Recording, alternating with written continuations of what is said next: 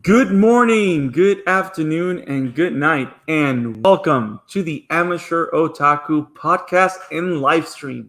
How is everybody doing out there?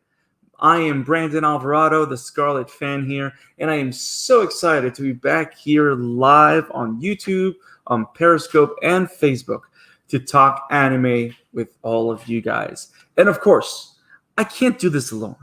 Isaac, welcome. How you doing? How you've been? Are you excited to be here and talk anime tonight? I'm excited to talk about my self-biography. I still remember the first time you mentioned that. I found it very curious, and for the longest time, within our close circle of friends, like with Mike, with Landon, we've always said that you live in an anime, and you've always said that you live in an anime.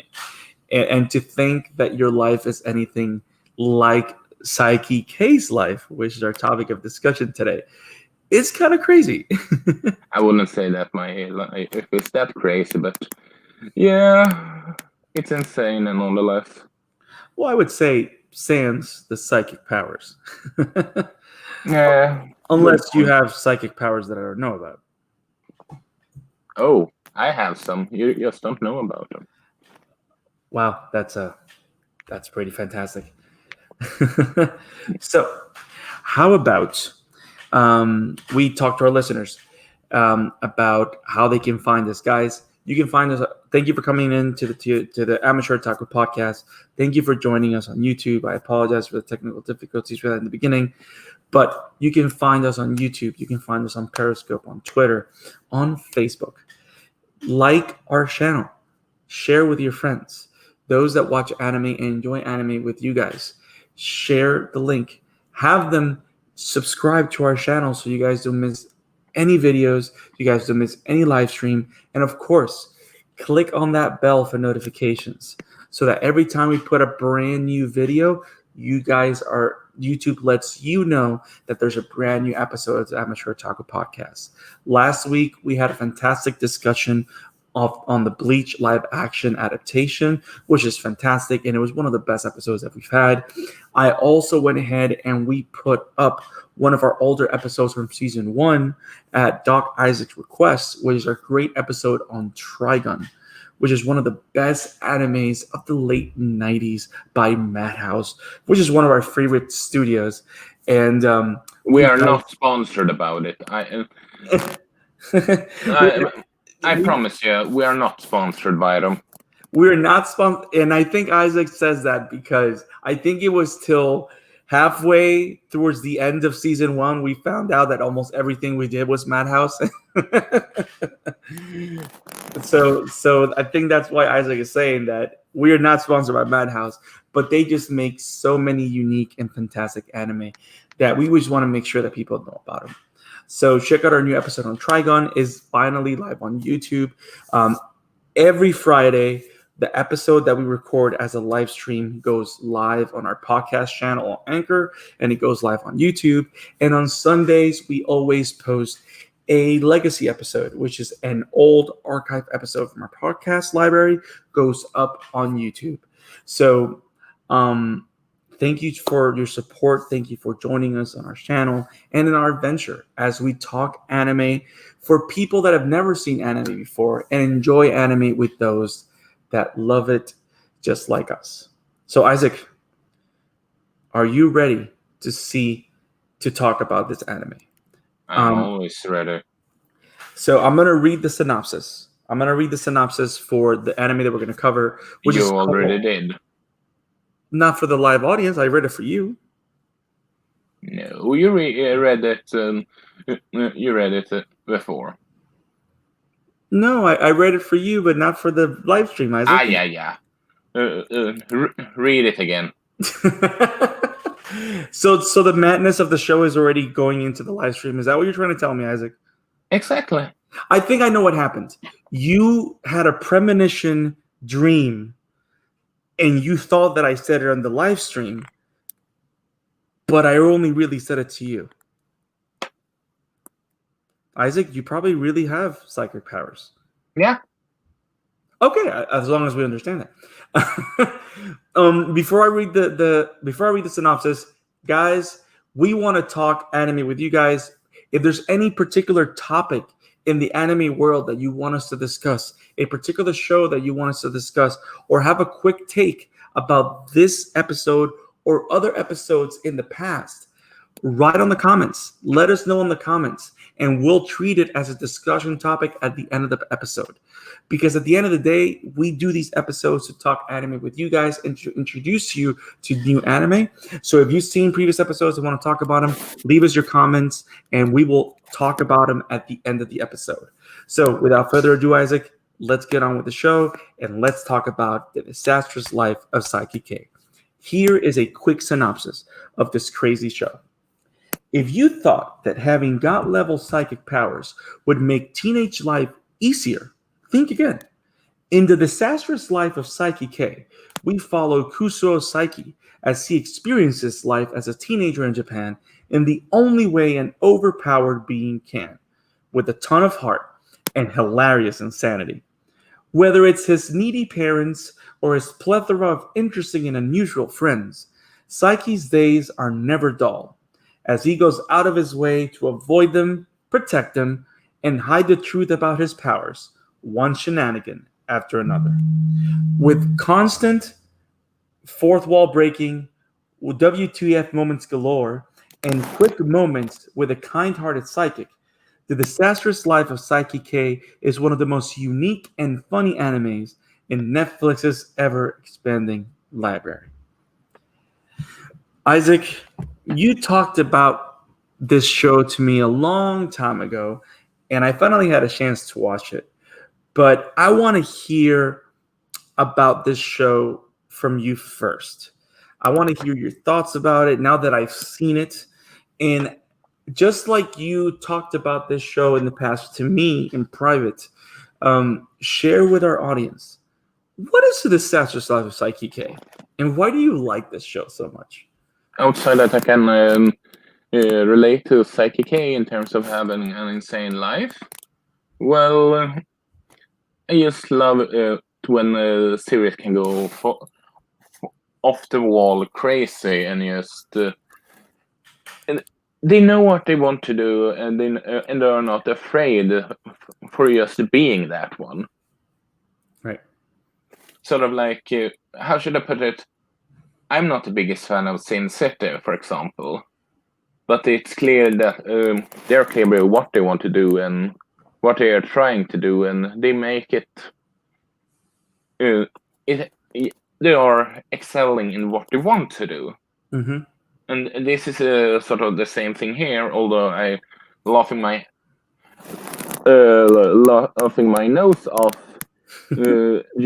during the entire show, just because of the insanity that's ensue during the entire series. I mean, you have him pull a old man from his bag at one scene, for crying out loud.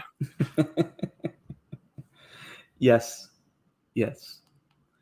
I think you said something very crucial, that this anime that makes this anime very special is like most great anime have a very, very clear vision of what they want to be. And this goes beyond genre. Like, it doesn't matter if it's a shonen anime or slice of life anime. We're not talking about it being a certain kind of anime. You know what I mean? Because you have plenty of animes that are clearly shonen that have no idea what they want to be, right? But this show, this anime in particular, has a very clear identity, and it's meant to be this comedic exploration of this teenage boy's life. And go ahead. To some extent, I would call it the Hitchhiker's Guide of the Galaxy's teenage edition, or should I say high school edition. Yes. I think, I think that is especially true in how, in my understanding, I have not read Hitchhiker's Guide, but I have a good idea. I have not read or seen Hitchhiker's Guide, but I am enough of a nerd to know that one of the things that distinguishes the book and the story is that it kind of works off like a lot of little vignettes, right? Yeah. Of the different corners of the galaxy. And the way this show is structured, I think, plays a lot in its favor, in that this show, first of all, I wouldn't say it's extreme. It's not serialized. It's not episodic. It feels like a sketch show. It's a show that is divided by moments, and you watch Saiki's life and interaction with his friends one moment at a time. Some episodes have moments that have nothing to do with each other, but each of those moments give you a glimpse of what happened in Saiki's life in that moment, why he made a decision and stuff like that. Like, with that, not every episode is that, but I would say the majority of the episodes work that way, right? Yeah. And I think that's very powerful, because at the end of the day, if you think back, I don't even know if they were thinking this, but in my mind, because I overthink things, of course. That's my thing. Dude, I do the same thing. So that one of the things that I find very awesome is the fact that whenever we see each sketch, it's just like when a teenager looks at his life, or even when an adult looks back to his teenage years, all you see is moments. All you see is instances where you got together with people, or where something embarrassing happened, or you know what I mean? It's not just like a completely designed thread. It's all about the little moments that you see here and there. And I like how this show captures all that. But it captures it in a way that doesn't apologize for anything. Like, this show, I think it doesn't give it doesn't care. It is very unforgiving, and it's very dedicated to its vision of, we're going to show you these characters, and all these characters are over the top, but we're not saying we're sorry. We're just going to let you react to them. An understatement. Yeah, we're just going to show you what they are. Let's break down the characters. Let's start with Saiki, which is the main character. Saiki is this overpowered psychic, right? And that would most likely kick Son Goku's ass if they had a crossover. There, I said it. It is very possible that is true. I even find it hilarious in one episode when he's fighting a spirit. He literally does a spirit bomb out of nowhere, because, of course, he can do a spirit bomb, which is like, what? But what I love about this show, I think what I liked the most about my experience with Saiki K is that for so much of the time, or in the beginning of it, I thought that I was going to be comparing a lot to Mob Psycho 100. Like, because you and I both know, and we've covered Mob Psycho, at least season 1 on this podcast. Mob Psycho 100 is about a young teenage boy that has ungodly psychic powers, more so than anybody else around him. And it's all about him becoming a better person and all that stuff. But as soon as you understand how different how unique Saiki is, like, the idea of psychic powers is the only thing that it has in common with Mob Psycho. Like, this show is completely its own thing, and I love it for it. I like how it stands out on its own, because it's so funny, it's so stupid, but it's so serious. And it's like what I like the most is how they you're literally walking, or like Saiki is driving all the time in every episode, and you're always in the back seat seeing everything that Saiki's doing. And I like how you see him triumph, but also see him every time he messes up. And he's constantly talking to the audience. I find that so funny. And I think the funniest thing about it, and the best type of fourth wall breaking that was a surprise to me of this show, is that Saiki K doesn't necessarily talk to the audience directly all the time, as much as he comments on everything he sees, hears, or tries to do, or sees others doing. And that, I think, it's where the most funny moments are. Like, To some extent, this is exactly like Kid Icarus Uprising, a 3DS game that should get a Switch port because it's got not that much love because of the way the controls, but that script is funny as all. And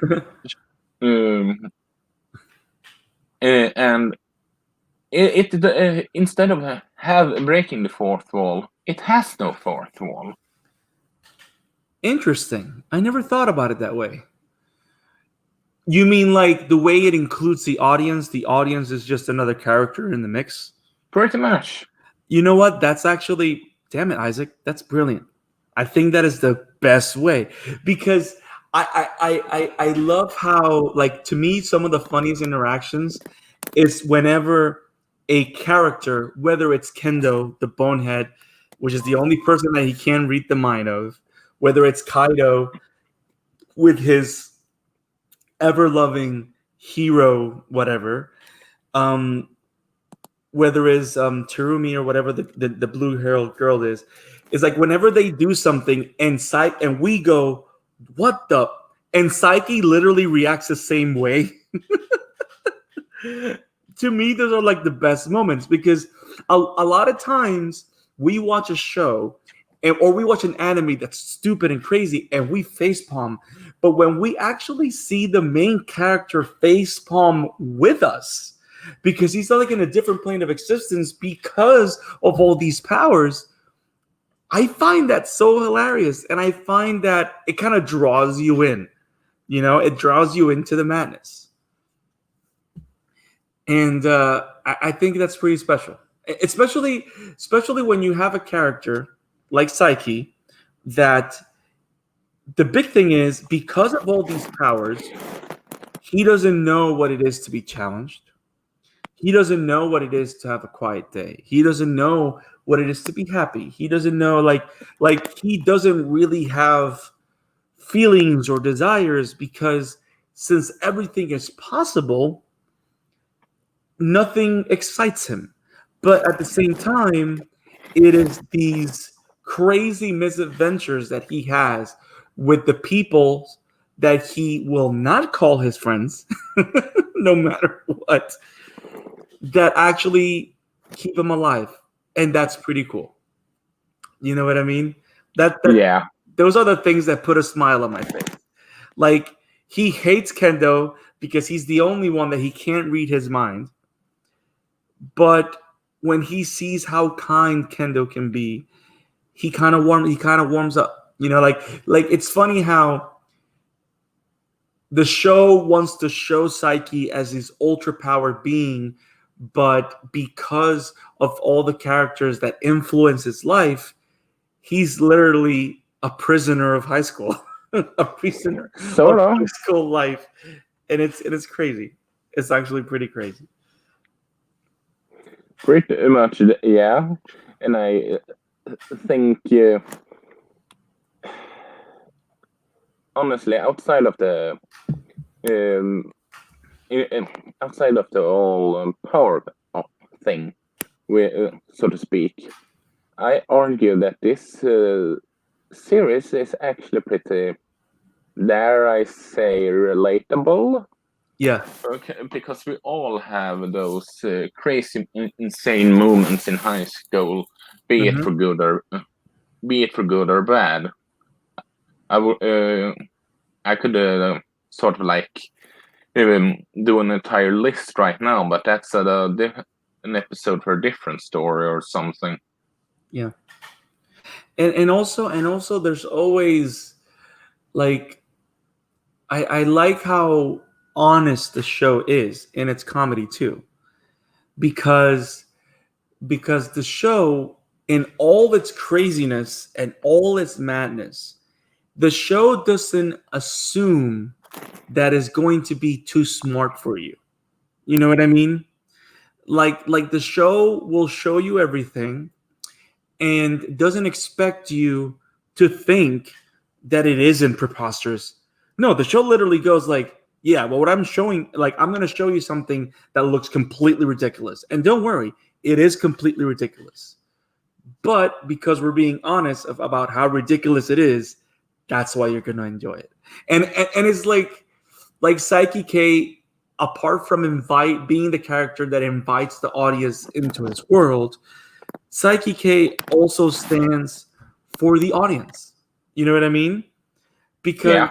it's funny, and I didn't think about it till now. It's like Saiki is literally you find out that he's changed the world multiple times, that he's mind controlled the world multiple times, and everybody heals faster because either he has to hide his powers or he didn't like people with brown hair. Like, or like he has global impact with his abilities, right? So it's funny how you would think that just like Saiki, the audience has power over the show because we can turn it off at any time. We can walk away from it at any time. But as we decide to withstand the insanity in front of us, we're literally experimenting that with Saiki, and Saiki is going bonkers. Like, I still find it crazy how every time he facepalms, we facepalm with him. And every time he tries to do something simple, it's crazy because he can't control his powers or he's overpowered or whatever. And everything is out of this world. Like, nothing is normal for him. And even when people try to make it normal, somebody messes it up. So he has to make it extraordinary. Now let's talk about the different characters that we meet with Saiki. Because you have Saiki K, right? Where's the main character? Overpowered Psycho, blah, blah. Let's start with his parents. Oh my. Now, I love them. They're so cheesy and all. oh, so cheesy. His dad eats shoes. And I like how they're always fighting in the beginning and then they're always like lovey-dovey at the end. And I like how for some reason they're like the numbskulls, but they have two brilliant kids because of course it's anime. Love their parents. Love how they Att their brothers hate each other. Yes. And they have like valid reasons. And but they're both like geniuses in their own way. I would argue that his older brothers is a bit psychotic though. Yes, he's obsessed. He's obsessed with beating his younger brother, which is that's an understatement. Yes, that whole London thing is wow. As you guys, you haven't seen that episode then? Huh? Oh boy, yeah, I've only seen the first appearance because the first appearance of his brother is only in season 1, and that's the only season I've seen so far. And just so you know, guys, we're trying to keep this spoiler free because we want to give you enough juicy bits so you guys can go see the show because you have to experience Saiki K. You have to. So the parents, cheesy, lovey-dovey. He can't stand his parents, because apart from being the only people that know about his psychic abilities, they use him for everything. And he just does not want to help his dad, but he loves his mother like any good boy can. His friend Nendo, which we spoke about, he's like the numbskull of the group, the traditional muscle head. I like how you have like your traditional anime archetypes throughout every character that you see, right? So you have the bonehead with Kendo, you have the anime, the fantasy anime, Sword Art Online, whatever. When I was reincarnated with a slime shield hero person with the jet black wings, Kaido, and his obsession. I love how he's scared of water, but of course he says that Poseidon cursed him, like the word. Like that's, and it's funny. And see, that's one of the first interactions in the first episodes that I loved. When he was like, when he's saying, "I am the jet black wings. If I take off these bandages, my power will be unleashed." And then you can hear Saiki in the background. He is so full of it. Like you can, the fact that Saiki will comment, because here's the thing, because like I said, this series has no fourth wall. Yeah, you're right, and then you're totally right, man. That's like the best thing to you said in forever. I love that description. Now I love the show even more. A show that is so crazy that it just disassembled the fourth wall. There's no fourth wall. It's just a free for all. Speaking of which, you should check out the Let's Play of Kid Icarus Uprising. A certain villain there is easily one of the funniest one I've ever encountered in fiction, period. So what you need to do is you need to send me the link so I can put it in the episode description so people can check it out too. Yeah. So you got the traditional fantasy hero archetype. Then you have the typical sports anime character with, I forgot his name. What was his name? And apart from the fact that he's always showing his ass, yeah, I said it. I mean, it's not wrong. He is. Let's see. That is. Let me see. What's the name of that guy? Kineshi. That's Kineshi. And then you have the girl that everybody loves, the perfect girl, Turahashi, that for some reason she has the aura of an angel. And I love how the show makes this like whenever you see her, she's always glowing and everybody's like head over heels over her. And it's like this show makes fun of every anime genre by just creating these characters,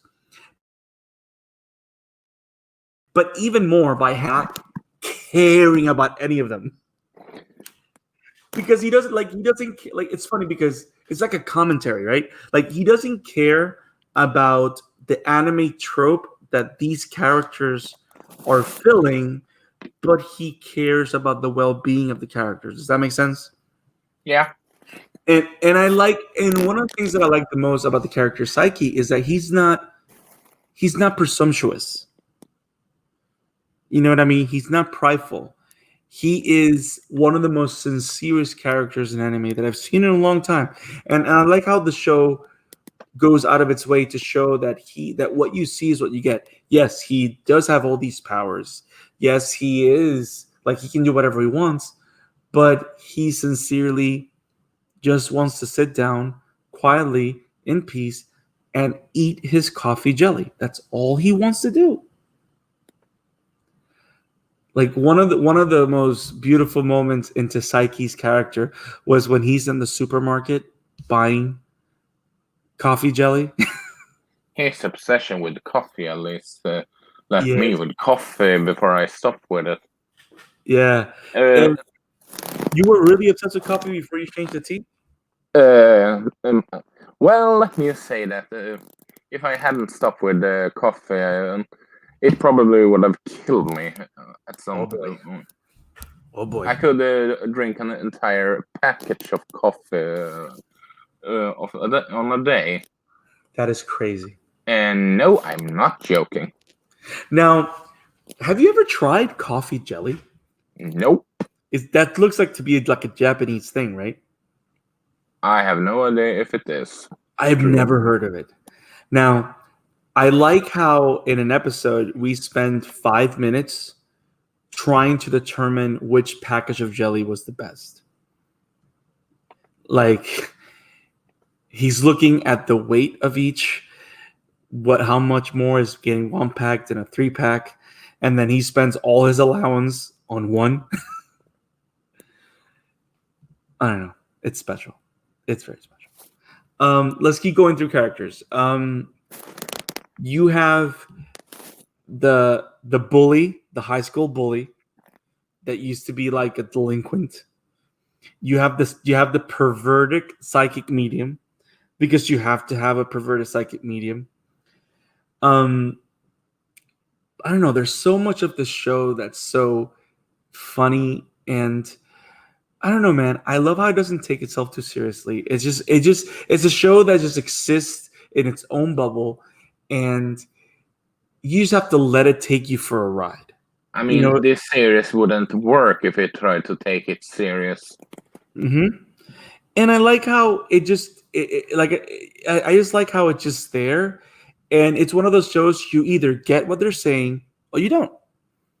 But if you get what you're saying, you're going to laugh and you're going to have a great time. Agreed. How have you seen the entire thing? Yeah, twice. Wow. That's a lot. I reviewed it for Boba. Nice.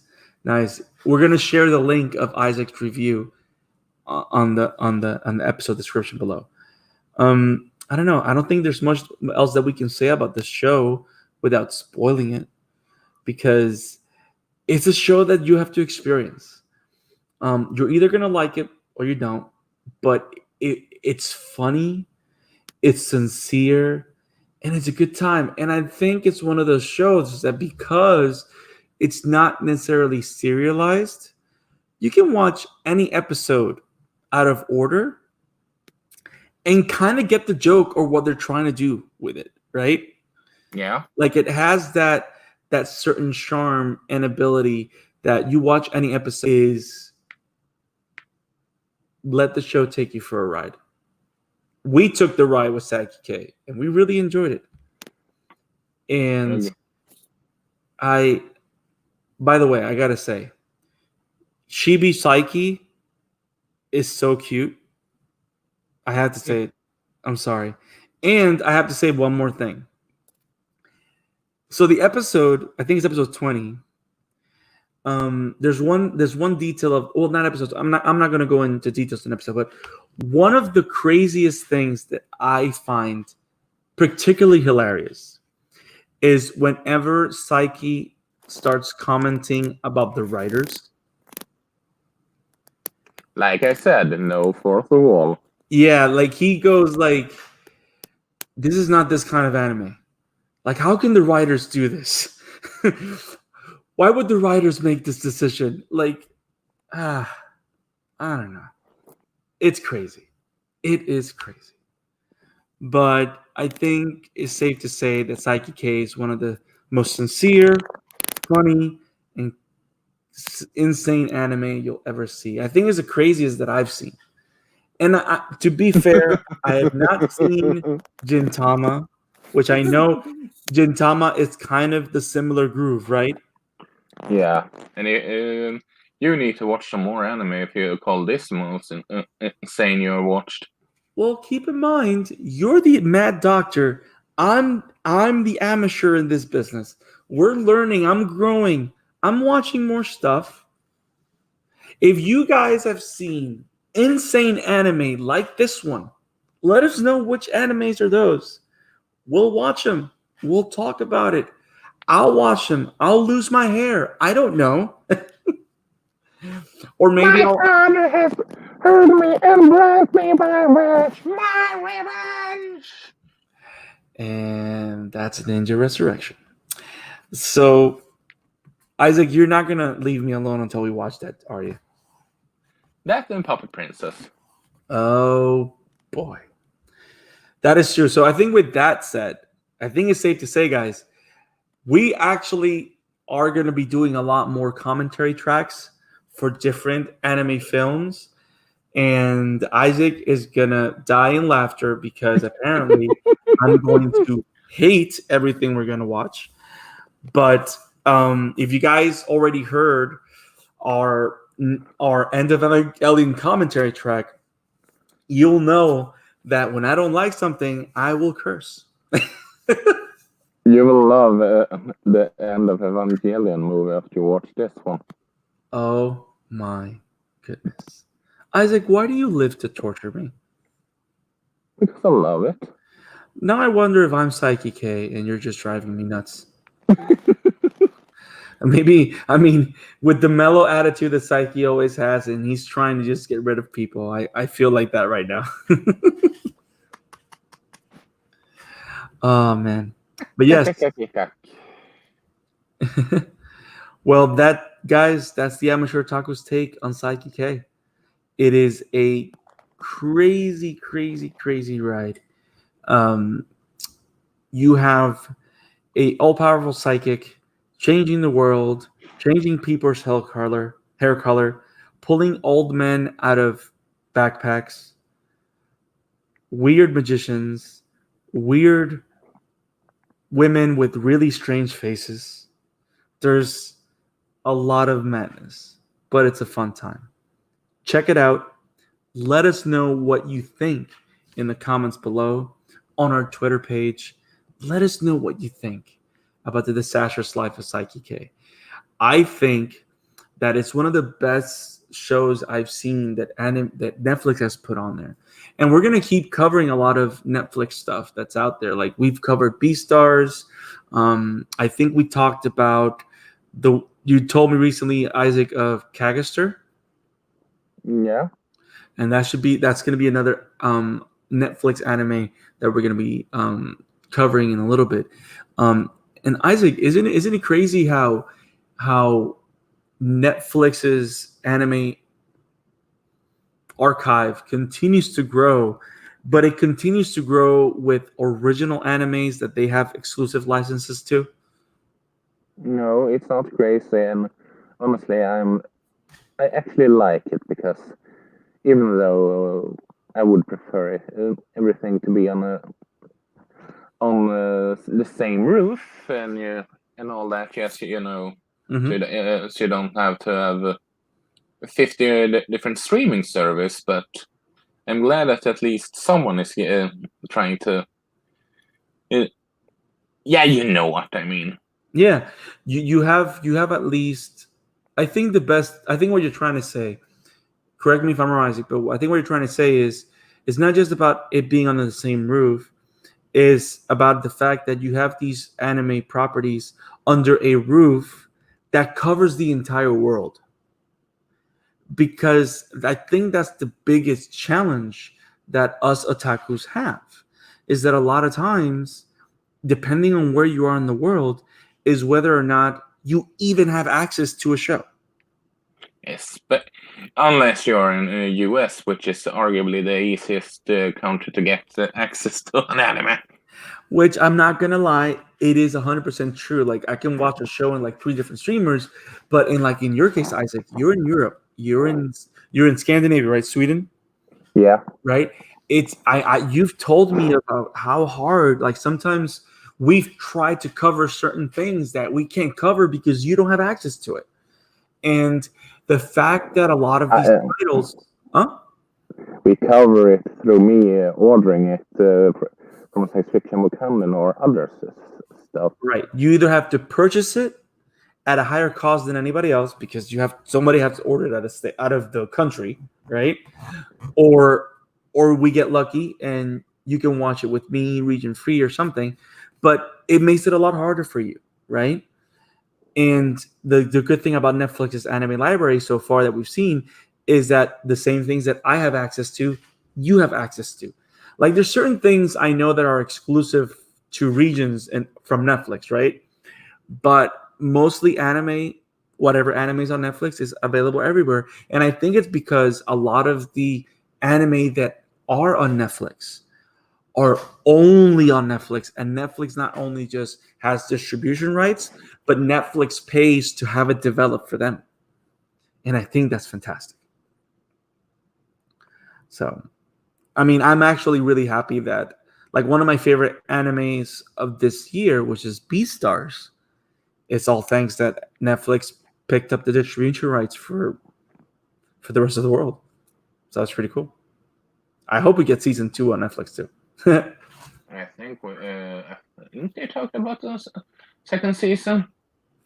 Yeah. Like Beastars is like it ends with a tease, like with a post credit scene, like season coming up, season 2, blood, blah blah blah. Now Saiki K has a live action counterpart. I have not seen it. Isaac, have you seen it? The live action one. Yeah. I've seen it. Is it good? Is it worth our time? If you like B movies. Wow. That's really... I mean, they are high school students, but the age of the actors goes from 89 to 99, and if you can tell the age difference and the entire... And how should I approach it? You know, the angel aura, so to speak. Mm-hmm. Oh, from Terahashi? Yeah. Uh-huh. Instead of the angel aura, when she thinks, it makes some weird, crazy faces, and you just... And this doesn't work in live action, at least in how they approach it. Okay. So far, our audience, like, we should skip the live action and stick with the anime. The anime is where the best stuff is at. So you heard it from Isaac. If you try the live action if you dare, but if you want you want the surefire good Saiki K experience, watch the show. It is there. Netflix has a total of 3 seasons on Saiki K. It also has a sequel series called Reawakened, which covers, I think, is episodes that were never captured that are from the manga, right? Yeah. I think it's a total of 6 on Reawakened, right? Yep. Yeah. But there's plenty of Saiki K to go around, and I think this is the kind of show that it's good to watch with friends. Like, you want to have people react, and if you reacted like crazy, you want to see the other person to see if they react like crazy like you did. Because this show lives off all the crazy and maddening reactions. But it's a very fun show. So, Isaac, how about we drive this show home? You ready? Yes, let's not crash it like a NASCAR driver. Wow, that's very vivid. I was thinking about the Dragon Quest movie again, and I compared it to a NASCAR car that just drove, that just slide and crashed completely. But that's off topic. So I'm gonna go ahead. Let's say hi to the people that shoot us messages in the comment section. The shot ready. How you doing, my friend? Thank you for joining us. I know you've been with us for the longest time, for a couple of episodes. It's great to have you here in this pod, listening to us live. Leo Harmon from Weekly Goods. You can find him. We shared on the Mustache God on Twitter. Cool. And Leo Harmon, our good friend, the creator and top reviewer in Geekly Goods. Geekly Goods is an amazing YouTube channel where they do reviews of anything. He just did a reviews on Popeye's chicken. I hope he doesn't get some bad stomach afterwards. Oh, well, so far, maybe he'll do a review of that too. No, I'm kidding. He does great reviews of everything that he loves, and he does it with all the heart in the world. We're so excited to call him a friend, and you guys need to check his channel out. He talks anime, comic books, movies, anything that interests him, he shares with the world. And that show is ever expanding, and he brings us aboard all the time. We're really excited to also mention that this Saturday in DC Fandom, we're going to be joining Leo Harmon in some of the panels. So we're really excited to join forces with the Geekly Goods and have a great time talking all things DC. So shout out to Leo, my brother. Yo. But that's it. That's it for the show.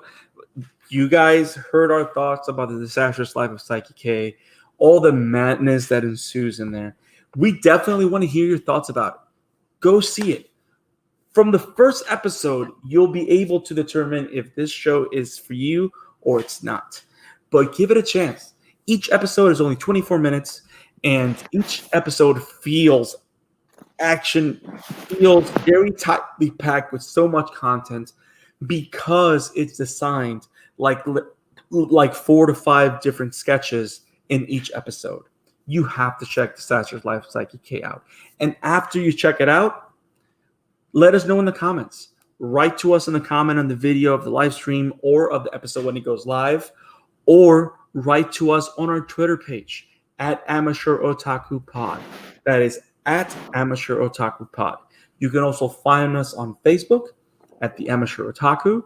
And if there's any show that you want us to cover, any show that you guys want us to talk about, send us an email, amateurotakurtf@gmail.com. That is amateurotakurtf@gmail.com. If you give us a recommendation, we're telling you, give us a recommendation for an anime. We will watch it and we will cover it on this show. Because at the end of the day, the Amateur Otaku's purpose is to create a community of people that love anime, that love talking about it, and love sharing it with those that haven't taken the leap into the anime world.